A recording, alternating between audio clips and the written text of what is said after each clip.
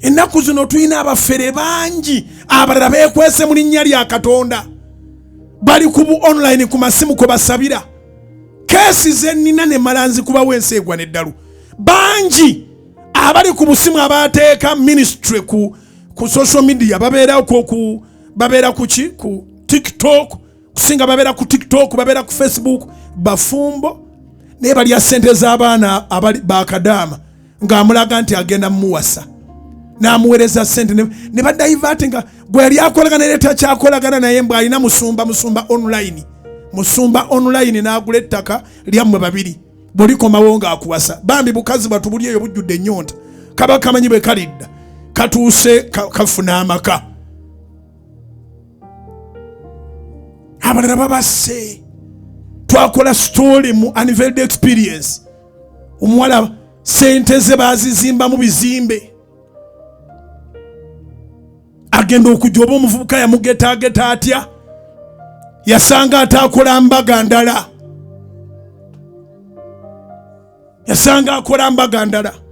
ate namumatiza ndooza nti bajja kutta oli gwawasa katono n'abeera neekumbaga nga y'omu ku mperekeze eziriko ali kuba maids ne bagenda mu honeymoon Zanzibar ndooza gye baba battira omugole ono ye yafa kuba yali nannyini ssente. Batadde church we zitabeera. Church kiba kizimbe. Church is a physical thing. Church si online. Funire sala ku online sigirinaako buzibu. Tokolera relationship ku online kwegayiridde. Waliwo omuwala kati ali wafa akaaba musajja abadde amulyako ssente bano abasaba essaala n'olabanga akututte mu mwoyo alina amaka agateredde ssente omuwala zonna zaakoze ebweru omusajja yazirya. Musumba ennaku zino bw'obeera musumba osobola okusumbira w'oyagadde. Osobola okusumbira ku Facebook, osobola okusumbira ku TikTok, osobola okusumbira ku YouTube. Tuteekeyo message nga nnungi abalala babeereyo buli kaseera bakola apiru eza buli ngeri eziri completely fake. Abantu balemereddwa obulamu ne beekweka mu Katonda ne balemesa abalala obulamu. Njogeranga nange ndi ku TikTok, njogeranga ndi ku social media platforms, njogeranga nkutegeeza gwe muwala oba gwe mulenzi ali okwo omusumba gw'olaba kuno tokola naye relationship tagenda kuwasa ge mazima alina amaka wabula munafu tayagala kukola gwe mulembe gw'abantu abatayagala kukola naye nga baagala ebirungi era buli kaseera ajja kubeerawo kwabagambe mungulire kamera bwe munaagula kamera ate mungulire rawuta ate bwe munaagula rawuta ate mungulire kino buli kaseera bo baba n'ebizibu internet bagenda kugijjako mumpeereze ku data ate tubeere nga tutwala omulimu gwa Katonda mu maaso. Simanyi oba Yesu omulimu yagutwaliranga ku social media. Naye ebyo byandibadde awo buli lwoyogera ekigambo kino wandibadde ojjayo amazima agakyasinze. Eno yogera ekigambo kino omuntu n'akuweereza ssente ezigula ettaka ne litabaawo n'akuweereza ssente muteeketeeke ebyokwanjula nga gwe okimanyi olina omukazi n'abaana tolina kwanjula kwa muteekateeka. You people abasabira ku online mubeere n'amagezi. Do not be desperate to the extent of being fools. Kati abawala bali kunaabawera nembayita enkyansi gye nabo wano osobola okwewuunya bali kunaabawera tebakyalina ssente ziddayo contract zaabwe zonna zigweredde mu misege egikolera ministry ku online. Ssente z'abawala abo nga nabayise wano enkya osobola okwewuunya zigweredde ku misege egikola ministry ku online nga beerimbise mu linnya erya Yesu. Olina abanga sente takyaziteeka n'aku account kwe yaziteekanga oba kuziweereza be yaziweerezanga kati aziweereza musajja wa Katonda ate gwasuubira nti bagenda kufumbiriganwa. Ogenda okutuuka kuno nga tosobola muzuula ne bw'oba ofa. Abalala bw'onooba omuzudde era ajja kutta. Be bawala abangi b'owulira bafa.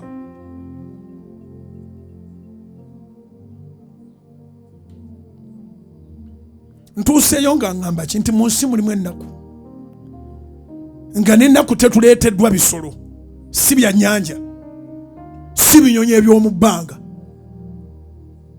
era mukama waffe Yesu aga nti mbasindika mu misege egyambadde amaliba g'endiga kati jjula omwoyo beera wa mwoyo beeramu amagezi omuntu ono gwolaba ku kasimu kw'omulabidde timulabaganangako mutandika mutya okubeera ne relationship gwe mulembe gwe tulimu nga naffe titukyagutegeera kisa kya Katonda naye abantu bakola okwanjula nga baleese ekifaananyi abantu banjula ne baleeta ekifaananyi abaagala okwekubisa nakyo ebifaananyi ne beekubisa kati ate ffe online twakazitandika ebweru kola research kyekifo ekikyasinga okutemulirwako abantu kikolerwako ebintu bisatu eby'amaanyi ebweru obufere obubbi n'obutemu obufere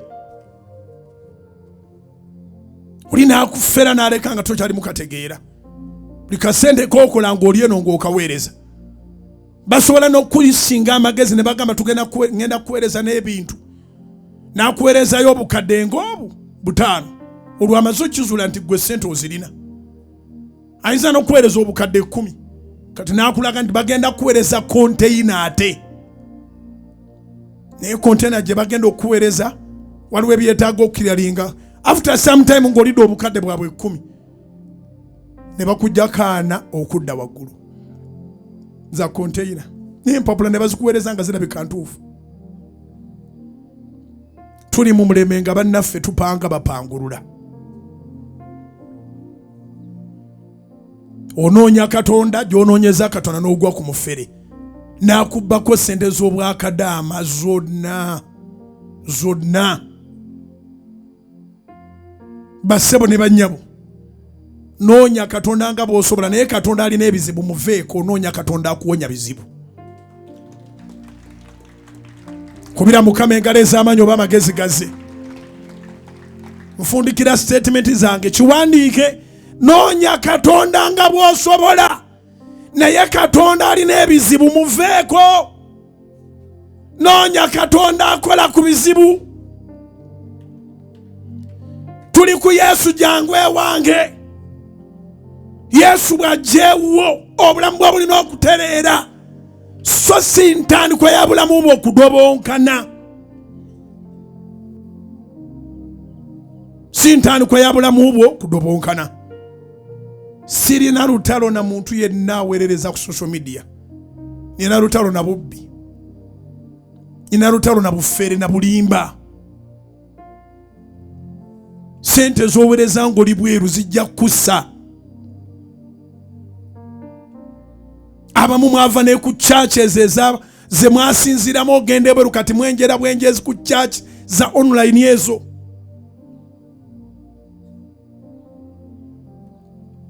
church yakusabiranga church yakuviirako ogenda oba eriyo mu kyalo Embaale oba eri Hoima oba eri Mbalala oba eri luddawa tebafunanga wadde 10 kyo oli ku mufere abeera ku ssimu ye gwoweereza n'ekimu kye10 ye ministry gy'osupportinga buli kaseera kati baakizuula nti mu church mulimu ennyonta y'okufumbirwa aba wano babaferera ku bufumbo n'abebweru babaferera ku bufumbo ayina amaka talaga nti ayina amaka n'atalina amaka talaga nti ayina amaka in fact kizibu nnyo okulaba omuntu asaba ku online ng'akubuulira mukyala we kizibu nnyo era zezimu ku church ze tulina ne mu ggwanga muno ezirimu abantu abaganya okuwasa emyaka 10 emyaka 2 tawasa kubanga akyayagala bonna abatudde omwo buli muntu asubire nti agenda muwasa Mukama affe anaatera okudda mu ssiri walenga mukimanyi nti mugenda mu muliro ddala ddala osobola okuŋŋamba nti owasa ekkanisa nga yatandika mu mwaka gwa 2000 ono 2025 emyaka 25 emirala wabulwa omukazi abamu tusirise busirisi abaana bamwe babaleeta ku soroti nga taliiko okuwakana ennyindo yo yeeyiye. N'ogamba kati bwe naabiteekayo ngenda funamu wuki. Nze nafuna obusungu kati bw'ojja n'oŋŋamba nti gundi yakozesa mbula okukuba kwolwo wagenda ku poliisi yaawa. Nsumba era ng'omwana bw'omulaba era n'omusumba era okumwetegereza nga yeeye bw'aba mweru n'omwana mweru, bw'aba muddugavu n'omwana muddugavu, nnyindo bw'eba ntono n'ey'omwana ntono, bw'eba nnene n'ey'omwana nnene, obugere bwebwo n'omutunuulira omuzaha byali bitya nkati munnange nga bw'omanyi mmanyi iki mutusiru gwe sina bwe mmanyi.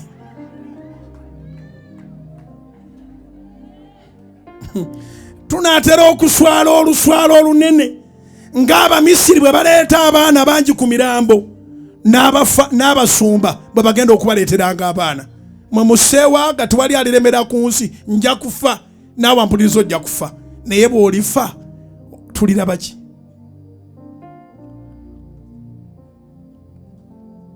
Ate jjukira yasoma ebyafa eby'omugenzi tali kwolwa abamutukwata bamanyi kusoma ba ku kyalo.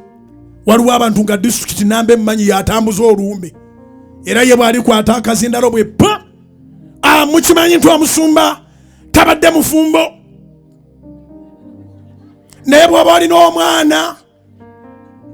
omwana muleete. Tulina okulaba abaana bano nga bukyali batera okyogera ku lumbe ennyimba ez'abantu abakulu. Omugenzi abadde musajja muganda, bw'oba olina omwana muleete. Mubalabye waliwo obyogeranga asanga ne baleeta obwana nga buli ke baleeta tekaliko DNA, ko kennyini ke ka DNA, ko kennyini ke ka DNA. Byatandika ng'ebisaaga byatandikira eri ku mugenzi Kafeero ne bijja mpola mpola. Waliwo omusajja ali profesa wa St. Lawrence School zeezo,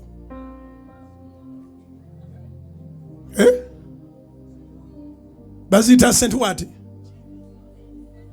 Okay.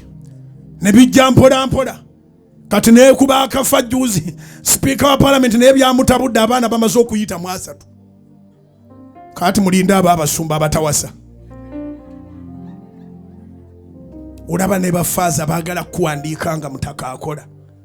Kati gobeera otya mu busumba emyaka 10 nga wabulwa gw'owasa?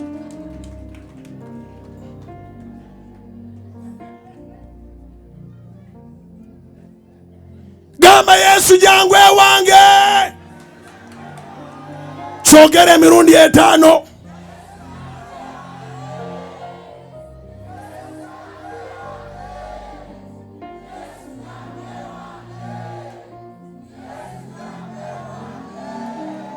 Mukubire engalo ez'amanyi yetagaana. Kati mukugyewo akolera ebintu ebi azeewo omutima gwo ogwamenyeka. Abantu bamenyesa omutima. Nalabye omuwala gwe badde baferera ku online bana babateerayo lancawa ne babateerayo ez'ekino ne bateerayo ez'obudde nga bukya bateerayo ezaddi. Yagenza okutuuka kuno ng'omusajja mufumbo yamusuubiza omuwasa. Naye omuwala ng'omanyi bw'agamba Yesu amutamye, naye nga ddala Yesu yakukuula. Yesu jangu ewange, Yesu jangu ewange, Yesu jangu ewange, omponya agabbi, ozeewo omutima gwange, nkwagale nga bwe nakwagalanga, mpangule mu nsi eno ne mu ggulu nfune obulamu obutaggwaawo. Nzikubire waggulu mu linnya erya Yesu.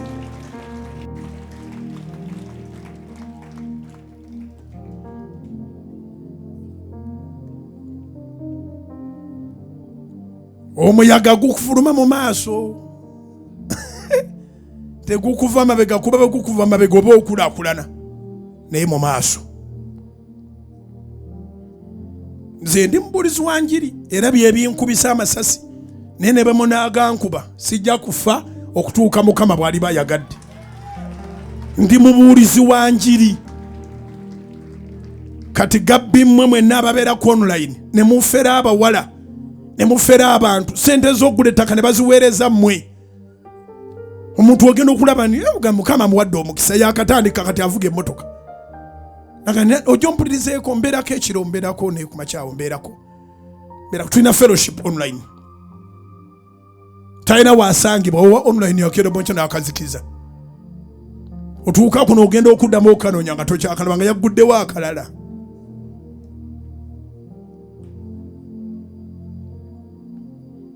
Ng'olyoka otambula ogamba Yesu antamye. Yesu takutamye, tofunanga Yesu. Wayingizaamu bantu, mulina abantu mu mitima gyammwe. Mubayita ba papa. Papa.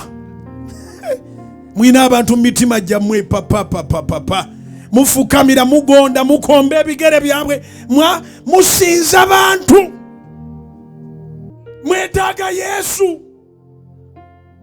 Jesus never disappoints, but he heals the broken-hearted. He mends the broken hearts. Wotegira nti wano Yesu waali nga weeyongerako singa oli mu kwongera ku balala. Yesu omunaku mumwesonyiire ddala, ba Yesu bangi. Njogera ku oyo omunaku mumwesonyiwe. Muntu ayogereyo ebigambo bibiri bw'aba amaliza n'agamba nga bwe mulaba omanyi buno obuweereza si bwangu, twetaaga data, twetaaga internet, twetaaga airtime, twetaaga ate tulina n'ettaka lye tugenda okugula, tugenda kugula ettaka tutandika obuweereza. Wano ndi Katonda yakutteko n'abasinga obungi basamize. Omuntu abeera kasimu nga alinga aweereza Katonda naye nga bw'ava kasimu ng'ayingira essabo.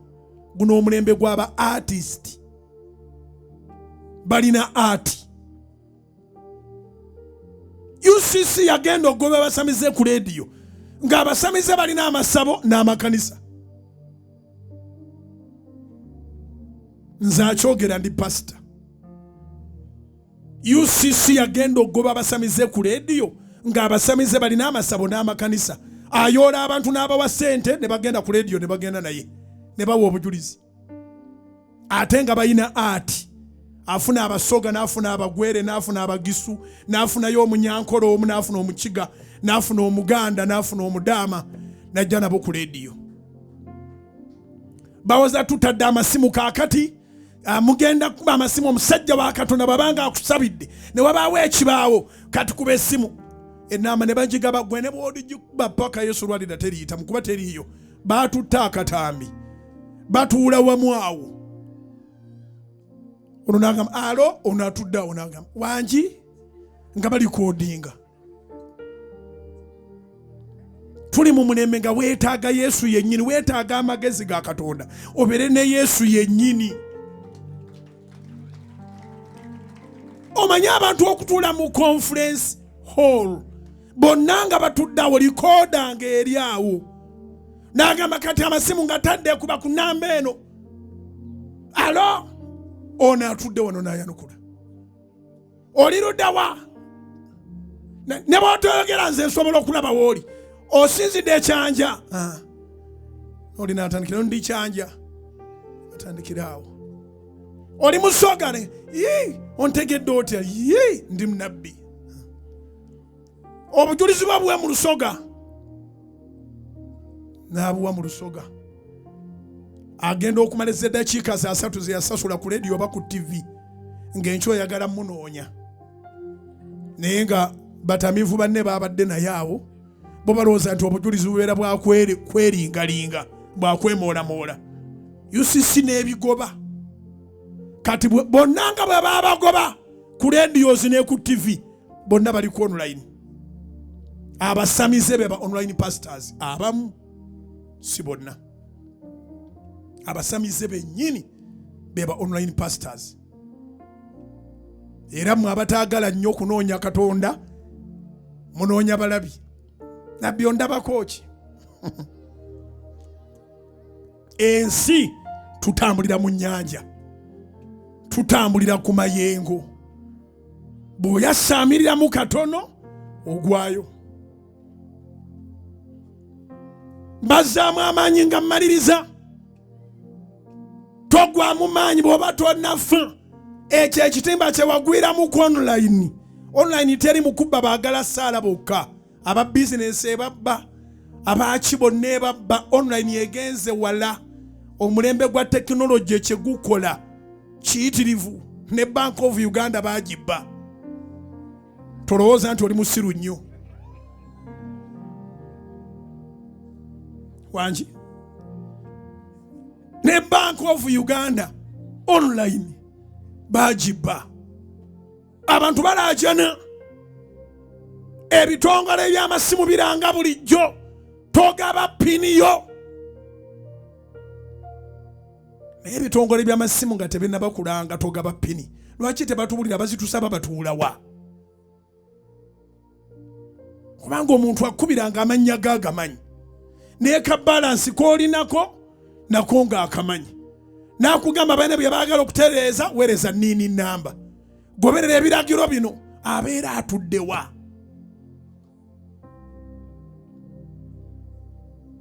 Kati weetaaga Yesu. Ate no kenkubuulire mmalirize enjiri ya leero. Bw'oba ofunye Yesu kambuwalamu.